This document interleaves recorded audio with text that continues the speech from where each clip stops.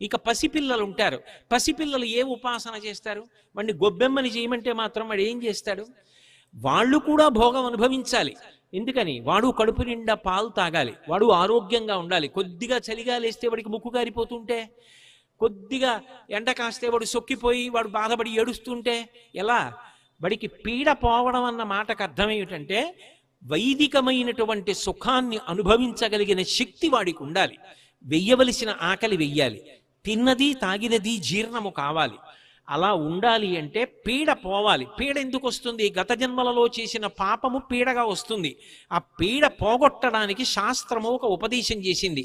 చెరుకు ముక్క, రేగుపండు, పైసలు, ఈ మూడిటిని కలిపి భోగి పీడ పోవడం కోసం చిన్నపిల్లల్ని కూర్చోపెట్టి దిగదుడుపు తీసి తలమించి కిందకి వదిలేస్తారు. వదిలేస్తే భోగి పీడ తొలగిపోయి వాళ్ళు భోగం అనుభవించడం